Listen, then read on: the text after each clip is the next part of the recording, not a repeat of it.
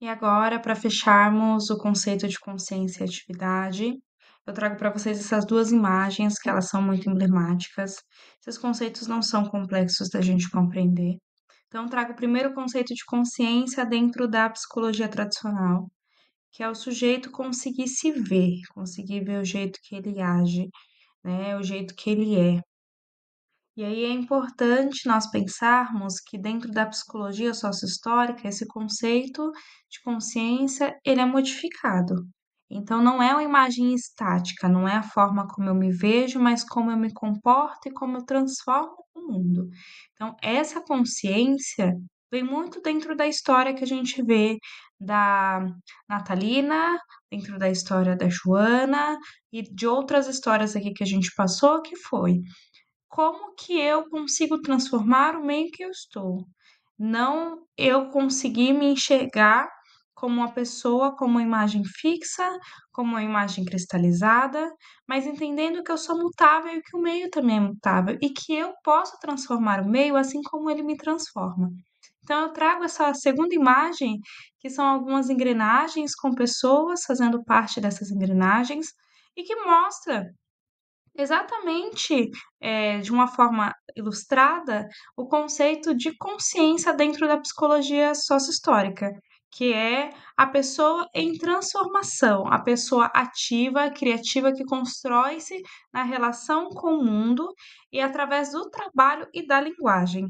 Então, a todo momento, a nossa consciência entendendo quem eu sou e como eu modifico esse mundo e como que ele me modifica. E entendendo que não é uma imagem fixa, mas é uma imagem que sempre está ali em movimento, em transformação. Vygotsky, ele traz também uma explicação que o desenvolvimento de qualquer função psicológica acontece duas vezes. A primeira no plano social, então, entre as pessoas, né? Então, as minhas funções psicológicas primeiro acontecem entre as pessoas, na interação que eu tenho com as pessoas. E depois disso, que é o que a gente trouxe como a subjetividade, a consciência, que é o plano psicológico, que é o que acontece dentro de nós, que são as nossas vivências, que são as nossas emoções, que são as nossas experiências ali individuais, mais trazidas dentro de um coletivo. Então, tudo que é interno, ele já foi em algum momento externo. E tudo que é interno também é mutável, é agente de transformação. Então, assim como nós transformamos o mundo, ele nos transforma e nós não somos o mesmo. A cada experiência, nós nos transformamos e nos modificamos. Trago, trago aqui para vocês, então, um exemplo do jogo de tabuleiro, né? Pensando aí nessa questão de consciência. Então, primeiro eu aprendo as regras, as questões externas. Então, eu vou entendendo ali quais são as regras, como é que funciona esse jogo. Depois, a interação com as regras, eu vou entendendo como que eu me coloco diante dessas regras, o que que eu posso ou não fazer diante dessas regras externas que são colocadas para mim através de fatores externos. Com a prática, eu internalizo tudo isso e torno isso parte do meu pensamento estratégico e da minha consciência do jogo.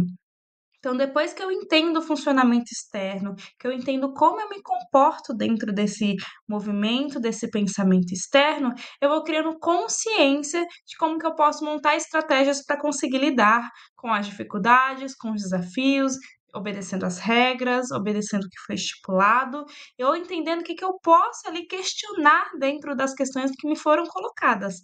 Então, a minha consciência, ela vai se questionando, modificando ou agindo de forma de acordo com o que o meio externo me coloca, tá? Então, fiz algumas anotações aqui para trazer para vocês.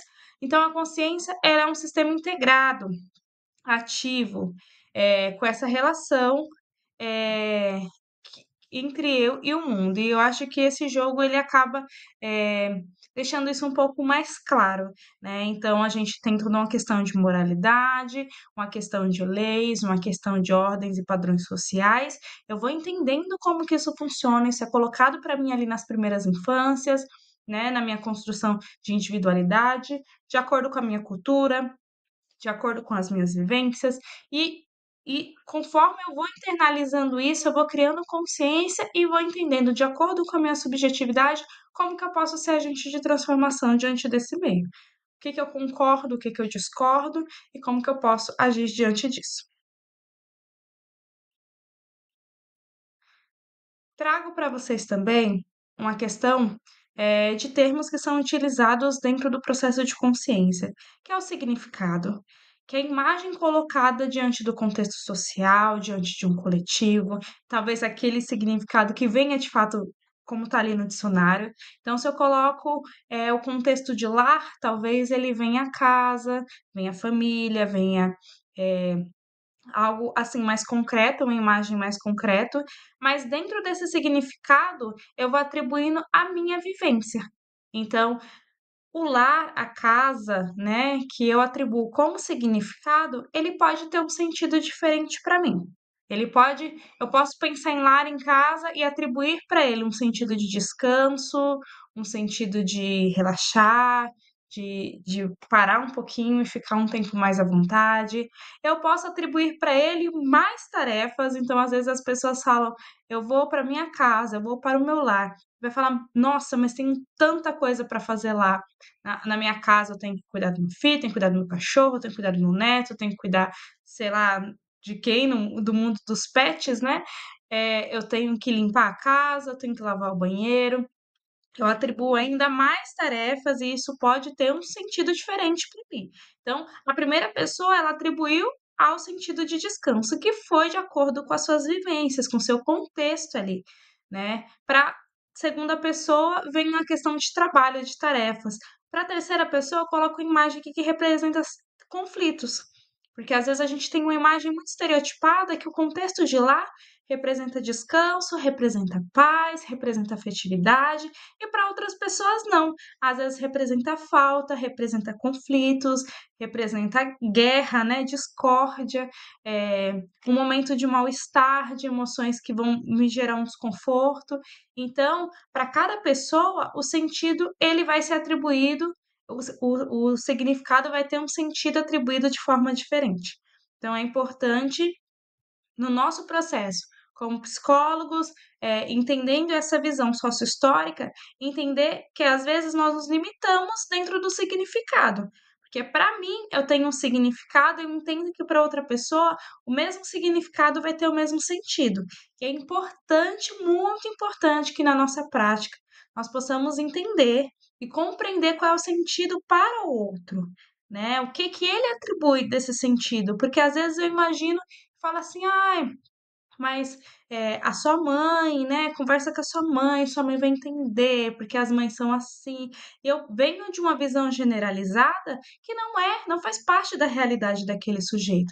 Para ele, talvez, o sentido, quando ele vai pensar na figura de mãe, ele entenda uma figura de falta, uma figura de, cobrança, uma figura de desamparo, de desamor. Então é muito importante entender qual é o sentido que tem para aquele sujeito, para nós não trazermos ao nosso pensamento, o nosso sentido e acabar interferindo na forma como esse sujeito vê o mundo.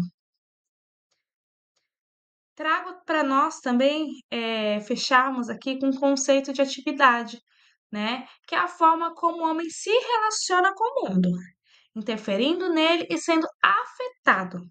Ao construir nossos registros psicológicos, a nossa subjetividade, objetivamos o que é subjetivo e subjetivamos o que é objetivo. Nossas ações transformam o mundo e o mundo nos transforma.